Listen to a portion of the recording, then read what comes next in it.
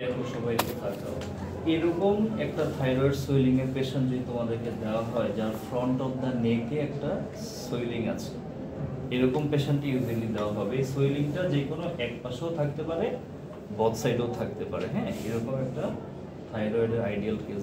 এই কেসটা কিন্তু খুব এক্সিলেন্ট কেস, হ্যাঁ, তোমাদের পরীক্ষাটা দেওয়ার জন্য খুব সুন্দর কেস। কারণ দেখো ওনার থাইরয়েড সুইলিংটা কিন্তু অবভিয়াস, তাই না? দেখো একদম নেকে দেখলেই, একদম অ্যাট এ গ্লান্স দেখলেই তুমি বুঝতে পারবে যে থাইরয়েড সুইলিং আছে in the left side of the নেক, তাই না? তাহলে মনে করো তুমি পরীক্ষার্থী, তুমি দাঁড়াইলা, স্যার বসে আছে, বললো যে examine the neck. Examine the নেকও বলতে পারে, অথবা বলতে পারে এক্সামিন দ্য থাইরয়েড গ্ল্যান্ড, ঠিক না? কিছু বলতে পারে, একই। হ্যাঁ, একই। তাহলে শুরু করলাম ওই যে প্রথমে যে কমন কথাবার্তাগুলো। আসসালামু আলাইকুম, আমি ডক্টর ইমরানুল হক। আমি আপনার গলার ফুলাটা একটু পরীক্ষা করবো। আমি আপনাকে ব্যথা দিব না, আশা করি আপনি আমাকে সহযোগিতা করবেন। এটা বলে আমরা পরীক্ষা শুরু করবো। হ্যাঁ, তারপরে মেল পেশেন্ট আমার অ্যাটেন্ডেন্ট এবং স্ক্রিনের প্রয়োজন নাই। ফিমেল পেশেন্ট হলে আমি চেয়ে নিব, sir I need a female attendant and screening. যাওয়ার পরে এখানে স্যানিটাইজার দেওয়া থাকবে, আমি হাত স্যানিটাইজ করবো, হেডলাইটটা পরবো, এক্সপোজার করতে হবে। হ্যাঁ, ideally exposure should be up to mid chest and both shoulder should be exposed. যদি টুপি থাকে, হেড থাকে, চশমা থাকে, আমাকে সরাই ফেলতে হবে। হ্যাঁ, সরাইয়া মনে করে মোটামুটি একটা এক্সপোজার করলাম, ঠিক আছে? একটা ইম্পর্টেন্ট ব্যাপার খেয়াল রাখতে হবে থাইরয়েড এক্সামিনেশনের সময়। থাইরয়েডের most of the examination we done from the back থেকে। এই জন্য পেশেন্টের পিছে স্পেস আছে কিনা আমাকে একটু দেখে নিতে হবে।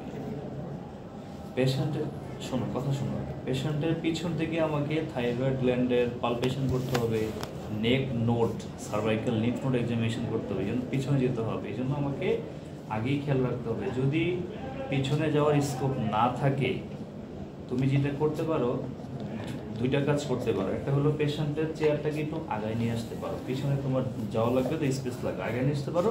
অথবা এটাও করতে পারো, পেশেন্টকে বলতে পারো যে ভাইয়া আপনি এই চেয়ারে বসেন, আমি এই চেয়ারে বসি। তাইলে কী হবে, তুমি পিছনে স্পেস পাবা। এটা খেয়াল রাখবে। স্যাররা এই চালাকিটা ইচ্ছা করে, ইচ্ছা করে যেটা চালাকি করে, চেয়ারটাকে একদম ইচ্ছা করে দেয়ালের সাথে করে রাখে। দেখতে চায় যে তোমার ওই প্রম্পটনেস, তোমার ওই স্মার্টনেসটা আছে কিনা, যে তুমি যে পিছন থেকে এক্সামিনেশন করবা সেটা তোমার ব্রেনে আছে কিনা, এটা জাজ করা যায় ইচ্ছা করে। এলে আমার একটা শেষ। তুমি বলবো হলো right side of the patient. ফার্স্টে আমি ইন্সপেকশন করবো। হ্যাঁ, আমি মোটামুটি 10 সেকেন্ড আগে ইন্সপেকশন করব। আমি ফ্রন্ট অফ দ্য নেক এবং সাইড অফ দ্য নেক আমি 10 সেকেন্ড ইন্সপেকশন করব। এই ইন্সপেকশনে আমি কি দেখব? আমি দেখব যে ফ্রন্ট অফ দ্য নেকে কোনো সুইলিং আছে কিনা, সুইলিংটার সাইড শেপ। হ্যাঁ, এনি ল্যাটারাল নেক সুইলিং মানে হলো কোনো সার্ভাইকাল লিম্ফ নোড আছে কিনা দেখব। আমি দেখব যে any scar mark, any ulceration, pigmentation, any অ্যানবোর্স ভেইন আছে কিনা, এই পয়েন্টগুলো আমি 10 সেকেন্ডে দেখব। ঠিক আছে? দেখার পরে থাইরয়েড সুইলিংটা কনফার্ম হওয়ার জন্য বলতে হবে বাবা আপনি একটা ঢুক দিলেন তো। এই যে দেখছো, পেশেন্ট যখন ঢুক দিল, thyroid swelling moves up with deglutition. This is the confirmatory sign. Thyroid swelling ছাড়া অন্যান্য সুইলিং সাধারণত ঢুক গিলে আপওয়ার্ড মুভ করে না, থাইরয়েড সুইলিং মুভ করে। ওয়াই? বিকজ থাইরয়েড সুইলিং এর পোস্টেরিয়র অ্যাসপেক্টে একটা লিগামেন্ট থাকে যেটার নাম হলো ব্যারিস লিগামেন্ট থাকে। ওই ব্যারিস লিগামেন্টটা ল্যারিংসের সাথে অ্যাটাচ থাকে, এই জন্য যখন ঢুক গিলে এটা মুভ করে। আচ্ছা, মুভ করলো। এবার আমার ইন্সপেকশন শেষ। হ্যাঁ, পালপেশন আমি করব। পালপেশনে আমি দেখব তোমার, তুমি লাইট অন করেও করতে পারো যদি পর্যাপ্ত লাইট থাকে, যদি ব্রড লাইট থাকে। ইচ্ছা করলে প্রথম দিকে তো তুমি ইন্সপেকশনটা লাইট জ্বালাই করবা, পালপেশনে লাইট জ্বালাইও করতে পারো, বন্ধ করে করতে পারো। আমি টেম্পারেচারটা দেখব, নরমাল অ্যাবনরমালের সাথে আমি কম্পারিজন করব। তারপরে আমি টেন্ডারনেস দেখব, টেন্ডারনেস দেখার সময় আমার কি করতে হবে, আই কন্টাক্ট করতে হবে, কোনো পেইন ফিল করছে কিনা। টেম্পারেচার, টেন্ডারনেস, তারপরে মেজারিং ট্যাপ থাকবে তোমাদের হাতে। মেজারিং ট্যাপ দিয়ে মেজার করবো, মানে মনে করো যে 3 to 2 সেন্টিমিটার ডায়ামিটার একটা টিউমার, হ্যাঁ মোটামুটি একদম 3.25 into 1.5 এরকম বলার প্রয়োজন নেই, অ্যাপ্রক্সিমেট, হ্যাঁ 3 into 1.5 বা 3 to 2 সেন্টিমিটার একটা সুইলিং, হ্যাঁ। তারপরে ইম্পর্টেন্ট হলো position of the trachea, tracheal position. কেন ইম্পর্টেন্ট? কারণ অনেক সময় থাইরয়েড সুইলিংটা বড় সুইলিং হলে ট্রাকিয়াকে অপোজিট সাইডে পুশ করে, দেখতে হবে। ট্রাকিয়াল সুইলিং দেখার কি নিয়ম? দেখো নিয়মটা হলো ইন্ডেক্স ফিঙ্গার এবং রিং ফিঙ্গার আমার দুইটা স্টার্নোক্লাভিকুলার জয়েন্ট আছে না, এই জয়েন্টে রাখুন। মিডল ফিঙ্গারটা দিয়ে আমি উপর থেকে ট্রাকিয়ার উপর থেকে নিচের দিকে নামবো, নেমে এই দিকে একটা চাপ দিব, এই দিকে একটা চাপ দিব। আমি যদি বুঝতে পারি যে কোনো দিকে আমার আঙ্গুলটা যদি না যায়, মানে প্যারাট্রাকিয়াল যে স্পেসগুলো আছে, গাটারগুলো আছে, প্যারাট্রাকিয়াল যে গাটারে যদি আমার আঙ্গুলটা স্মুথলি না ঢুকে, তার মানে হলো ওই সাইডে shifted, trachea shifted to right or left side. Usually paratracheal যে স্পেসে এটা স্মুথলি যাবে, যদি না যায় বুঝতে হবে যে থাইরয়েড সুইলিং এর ফলে ট্রাকিয়াল ওই পাশে শিফটেড হয়ে আছে, হ্যাঁ। তাহলে ট্রাকিয়াল পজিশন এবং লাস্টে যেটা হলে এটা নাম হলো গেট বিলো দ্য সুইলিং। হার্নিয়াতে আমরা করি না, গেট অ্যাবভ দ্য সুইলিং, এখানে করব হলো গেট বিলো দ্য সুইলিং। এই যে আমার সুইলিংটা আমি এরকম ভাবে ইয়ে করতে পারি, হ্যাঁ দেখতে পারি, এটা অনেক ভাবে দেখা যায়। কেউ তো এরকম ভাবে দেখে যায়, হ্যাঁ কেউ তো আঙ্গুলের এই যে পালগুলো আছে না, পালগুলো দিয়ে দেখে, অথবা এরকম ভাবে দেখতে পারি। আমি যদি বুঝতে পারি যে সুইলিং এর বা লেশনের যে লোয়ার লিমিট আমি ফিল করতে পারছি, আর রোগীকে বলতে হবে বাবা আপনি একটা ডোক দিলেন, তো এই যে ডোক দিলে আমি আরো কনফার্ম হয়ে গেলাম যে লোয়ার লিমিটটা রিচ করা যায়, তার মানে get below the swelling is possible, term হবে পসিবল, হ্যাঁ। তাহলে মোটামুটি ফ্রম দ্য ফ্রন্ট আমার এক্সামিনেশন শেষ। তাহলে এই স্টেপগুলো কিন্তু ভুল করা যাবে না, ঠিক আছে। এবার হলো কি ফ্রম দ্য ব্যাক, ঠিক আছে। এই চেয়ারে আসে ব্যাক, এখানে আমি হ্যাঁ বলো ল্যাপটপটা অন করে, আচ্ছা এই বন্ধ করে দিচ্ছি, হ্যাঁ ওকে এবার ঠিক আছে। তাহলে আমার দেখো রোগীর সুইলিংটা কি লেফট সাইডে না, আমি এক্সামিনেশন করব। আমি এক্সামিনেশন করার প্রথম স্টেপ হলো রোগীর যেটা nape of the neck, nape of the নেকে আমি এই দুইটা থাম্ব ফিঙ্গার এরকম ভাবে রাখবো, রেখে এই রোগীর পুরো থাইরয়েড গ্ল্যান্ডের উপরে আমি এই 4টা ফিঙ্গার দিয়ে ফিল করব, হ্যাঁ আমি আগে ফিল করব। রোগীকে প্রথমেই বলে নিতে হবে যে বাবা আপনি আবার একটু ঢুক দিলেন, তো ঢুক দিলাম। আমি আবারও কনফার্ম করে নিলাম যে রোগীর লেফট সাইডে তো সুইলিং আছেই, রাইট সাইডেও কোনো সুইলিং আছে কিনা সেটা আমি কনফার্ম করে নিলাম।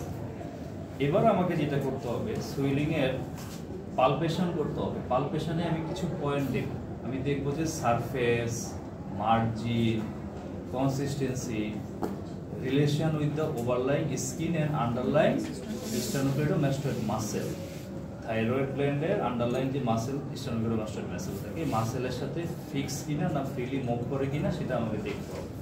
এবং একটি স্পেশাল টেস্ট করতে হবে Berry's sign and Kocher's test. Berry's সাইনটা হলো ক্যারোটিড পালসটা নরমাল অ্যানাটমিক্যাল পজিশনে আছে কিনা, ক্যারোটিড পালসটা নরমাল অ্যানাটমিক্যাল পজিশনে আছে কিনা, this is called Berry's sign. আরেকটা টেস্ট কি বললাম না, ককার্স টেস্ট। ককার্স টেস্ট মানে হলো গিয়া সুইলিং এর উপর প্রেসার দিলে রোগীর কোনো রেসপিরেটরি ডিস্ট্রেস অথবা স্ট্রাইডর হয় কিনা। কেন এই দুইটা সাইন দেখবো? কারণ হলো গিয়ে papillary thyroid carcinoma, follicular thyroid carcinoma বা কোনো অ্যাডভান্স থাইরয়েড কার্সিনোমাতে ইউজুয়ালি থাইরয়েড লোবটা এনলার্জ হয়, তো এনলার্জড হয়ে আমরা জানি যে ল্যাটারাল নেকে একটা ক্যারোটিড শিট থাকে না, ক্যারোটিড শিট, এই ক্যারোটিড শিটকে সে অনেক সময় কম্প্রেশন দেয়, প্রেসার দেয়, এনক্রোচমেন্ট করে বা এনগালফ করে, যার কারণে অনেক সময় ক্যারোটিড পালস ওই সাইডে পাওয়া যায় না। ক্যারোটিড শীটকে যদি কোনো ম্যালিগন্যান্ট টিউমার ইনফিল্ট্রেশন করে বা এনক্রোচ করে, সেক্ষেত্রে ক্যারোটিড পালসটা অনেক সময় নর্মাল অ্যানাটমিক্যাল পজিশনে পাওয়া যায় না বা অ্যাবসেন্ট থাকে বা ডিসপ্লেসড হয়ে যায় অনেক সময় পালসটা। এই টেস্টটার নাম কি? Mary's sign.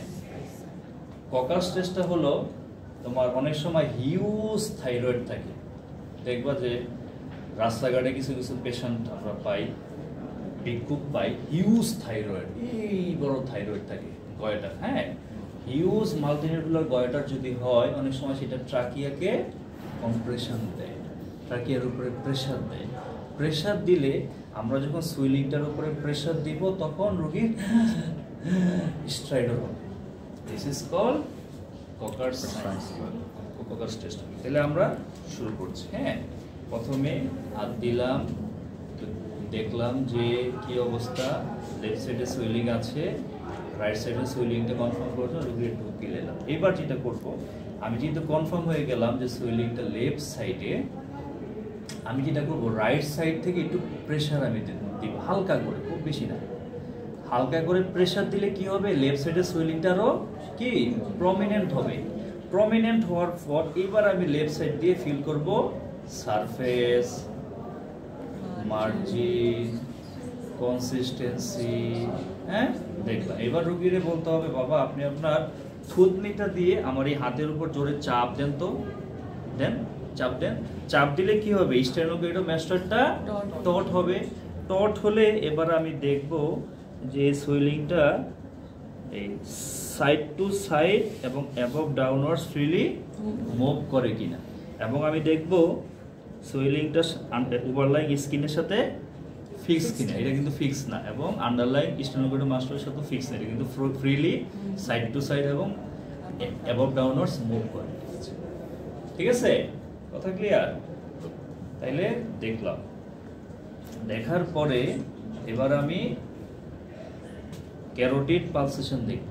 Carotid pulsation normal anatomical, এটা কি মানে কে বলতে পারবা নর্মাল অ্যানাটমিক্যাল পজিশন কি বলো?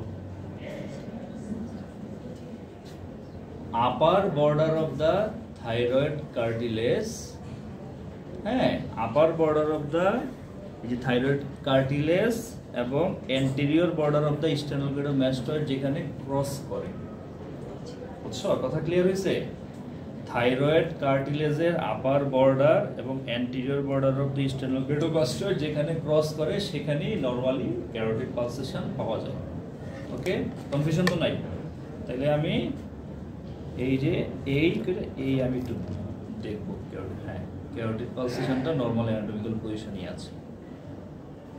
যদি সুইলিংটা রাইট সাইডে থাকতো তাহলে রাইট সাইডেও আমি দেখতাম। এই যে আপার border of the thyroid cartilage, এই চারটা আঙ্গুল দিয়ে দেখবো আমি, বা তিনটা আঙ্গুল দিয়ে দেখতে পারি।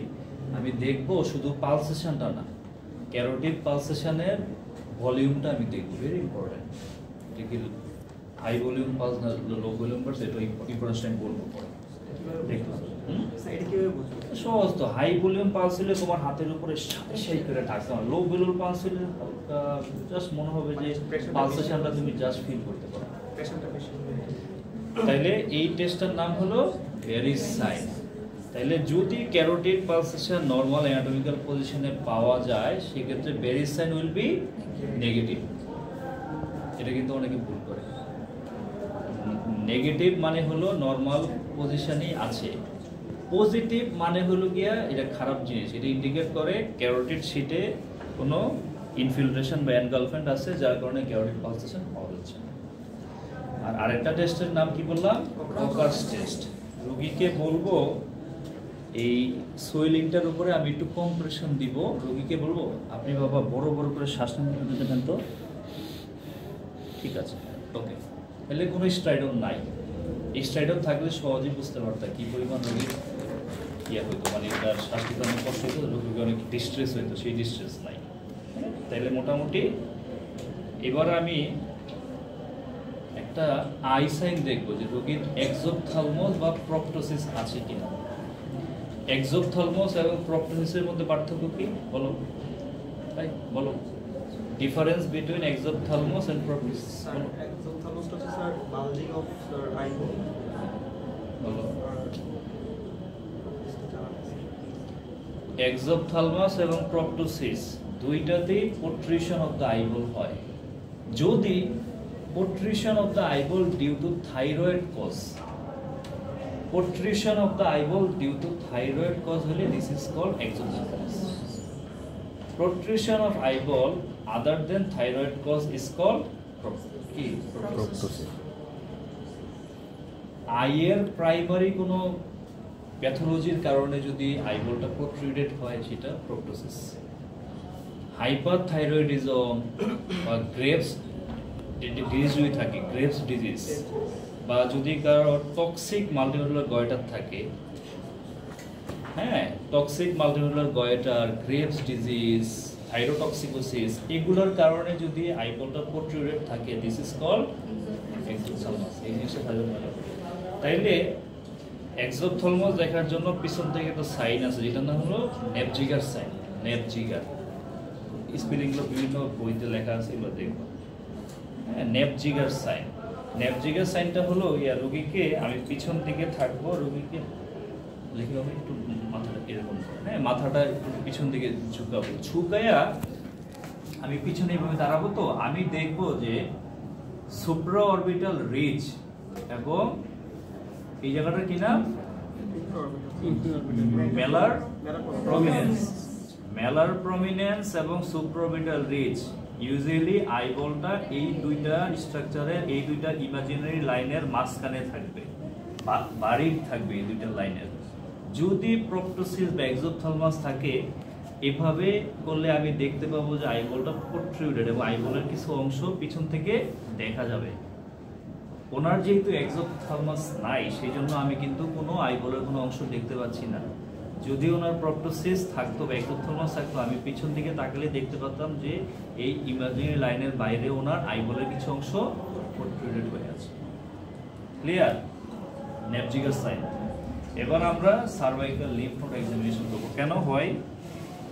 Why we will examine cervical lymph node? Metastasis হয় পেপিলারি বা ফলিকুলার কার্সিনোমাতে, মেডুলারি কার্সিনোমা, থাইরয়েডে আমাকে নেক নোডে মেটাস্টেসিস, এই জন্য আমাকে সার্ভাইকাল লিম্ফ নোড এক্সামিনেশন করতে হবে। তোমাদের কিন্তু মেডিসিনে বা সার্জারিতে, ইএনটিতে শুধুমাত্র সার্ভাইকাল নেক নোড এক্সামিনেশনের উপরে একটা শর্ট কেস অনেক সময় দেওয়া হবে, শুধুমাত্র নেক নোড এক্সামিনেশনের উপরে দেওয়া থাকতে পারে একটা শর্ট কেস। হ্যাঁ, তাইলে দেখো এক্সামিনেশন কীভাবে করবো। হ্যাঁ, আমি দুইটা হাত দিয়ে একই সাথে বোথ সাইড আমি এক্সামিনেশন করবো, তাহলে আমার সময় কম লাগবে। ইন্ডিভিজুয়ালি করতে গেলে সময় বেশি লাগে। হ্যাঁ, তাহলে দেখো এই যে রুগীটিকে একটু মাথায়, এটা হলো কি submental, submandibular, preauricular, postauricular, occipital, তারপরে anterior cervical chain. Anterior cervical chain দেখা নিয়ে হলো মাথাটাকে একটু নিচে নামাইতে হবে, তারপরে upper cervical chain, middle cervical chain, lower cervical chain. এদিকেও করো, upper cervical chain, middle cervical chain, lower cervical chain. এই সার্ভাইকাল চেইনটা দেখবো হলো অ্যান্টেরিয়র বর্ডার অফ স্টেনোক্লেডোমাস্টার যে মাসেল, এই মাসেলটার অ্যান্টেরিয়র বর্ডার বরাবর অ্যান্টেরিয়র সার্ভাইকাল চেইন, পোস্টেরিয়র বর্ডারে posterior cervical chain. Anterior cervical chain দেখে আসে। এবার পোস্টেরিয়র সার্ভাইকাল চেইনটা আমি দুই হাতের থাম দিয়ে একসাথে এক্সামিনেশন করব, একসাথে। তারপরে রোগীর আমি সুপ্রাক্লাভিকুলার দেখবো। রোগীকে বলবো, বাবা আপনি দুইটা হাত একটু উপর দিকে ইয়ে করেন তো, উঠান, উঠাইলে আমি এই যে সুপ্রাক্লাভিকুলার যে ফোসাতে আমি সুপ্রাক্লাভিকুলার লিম্ফ নোডটা এক্সামিনেশন করব। ঠিক আছে? তাহলে ফ্রম দ্য ব্যাক আমার এক্সামিনেশন শেষ। আপনি বাবা এই চেয়ারে বসুন। ফ্রম দ্য ব্যাক আমার অনেকগুলো কিন্তু পার্ট, এই সবগুলো পার্ট আমাকে 3 থেকে 3.5 মিনিটে করতে হবে। 3.5 মিনিটে। কোয়ার্ট ফাইনালে যদিও বা থাইরয়েড এক্সামিনেশন না দিই, প্রফে কিন্তু হয়তোবা দেয়া হইতেও পারে, অনেক সময় প্রফে দেয়া লাগে, প্রফে আমরা দিই অনেক সময় থাইরয়েড গ্ল্যান্ড এক্সামিনেশন। এবং থাইরয়েড গ্ল্যান্ড কেন দিই, কারণ ইএনটিতে থাইরয়েড হলো মোস্ট কমন কেস, সিএসওএম এর চাইতেও থাইরয়েড বেশি কমন। এই ডান হাতটা আমি হ্যান্ডশেক করলাম এবং রোগীর আমি পালস দেখব, 15 সেকেন্ড আমি পালস দেখব, হ্যাঁ 15 সেকেন্ড আমি পালস দেখব। আমি এই সময় পালসের কি কি দেখব, rate, rhythm, volume, corrector.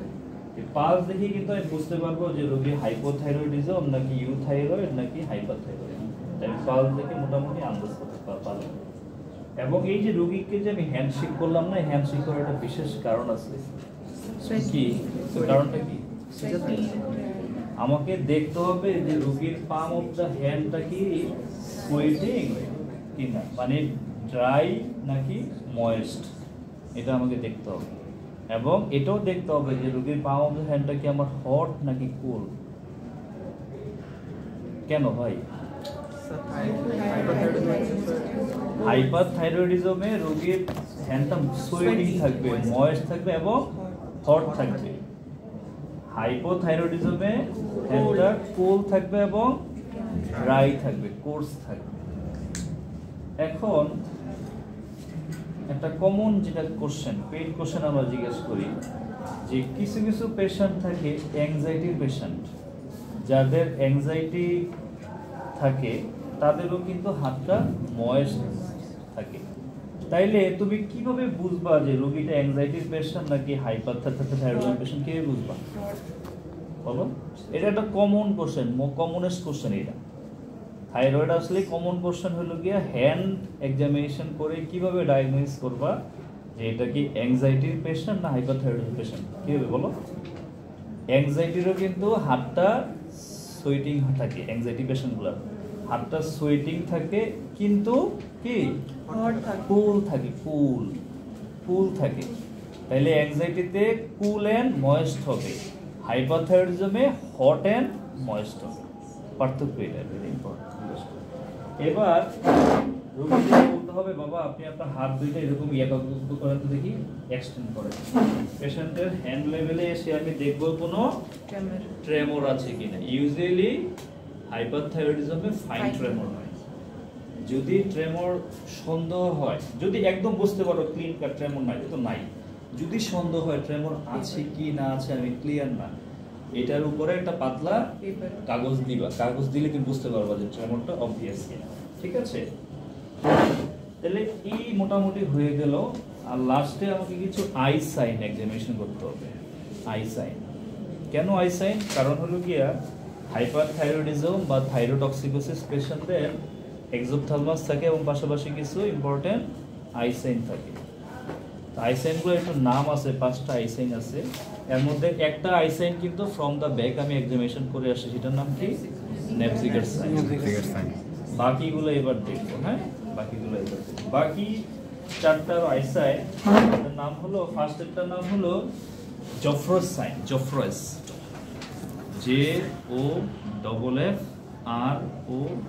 JOFFROYS, স্পেলিংটা তোমরা একটু বই থেকে চেক করে।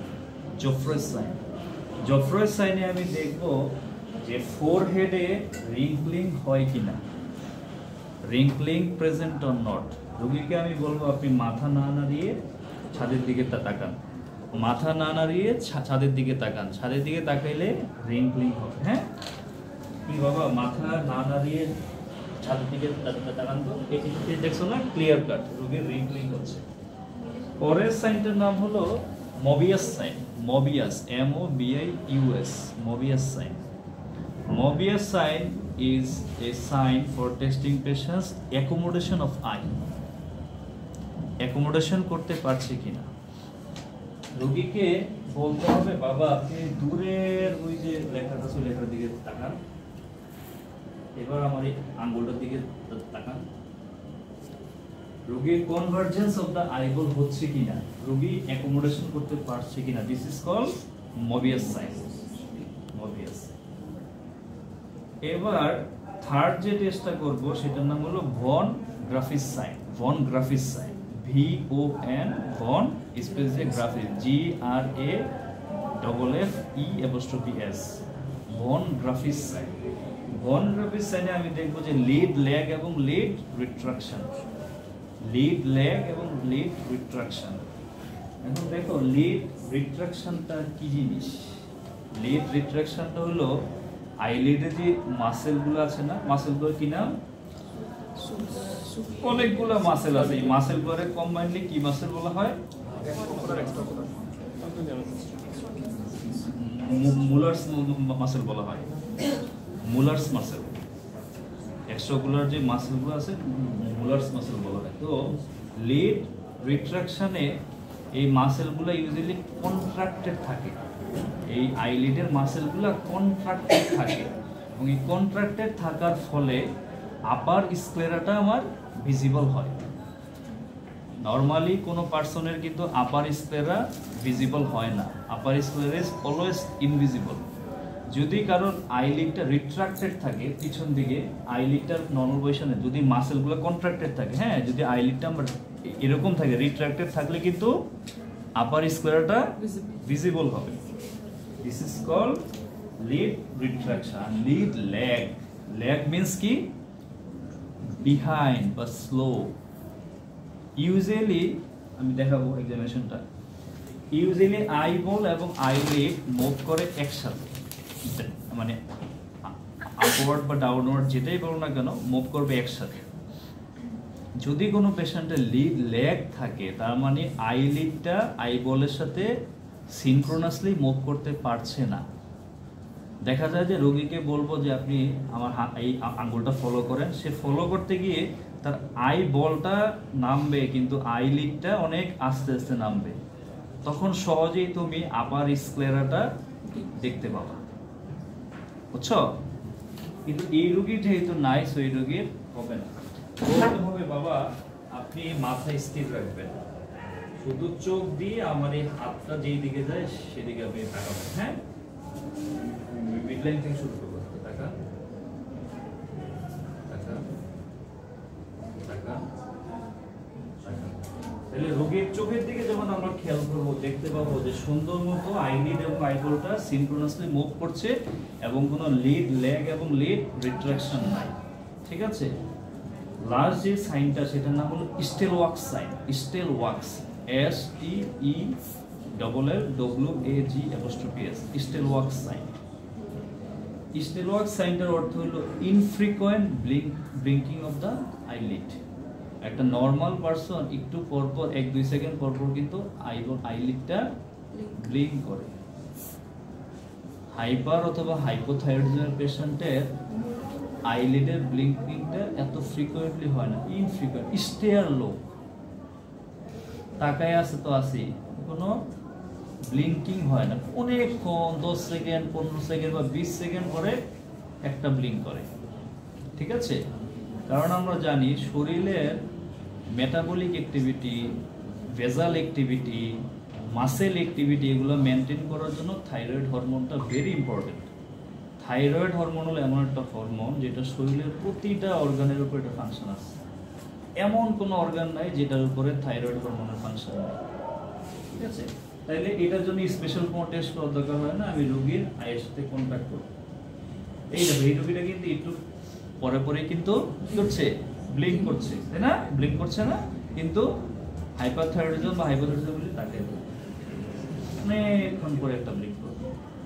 এটা স্টেল ওয়াক্স সাইন। তাহলে আইসেন দেখা শেষ, রোগীকে জামা কাপড় বলবো যে আপনি বাবা আপনার জামা কাপড় ঠিক করে নেন, চশমা থাকলে চশমাটা দিবা, যদি মাথার টুপিটা খুলে থাকবে টুপিটা দিবা, থ্যাংক ইউ দিবা। ঠিক আছে, এবার আমরা অন্যান্য কিছু কথা বলবো।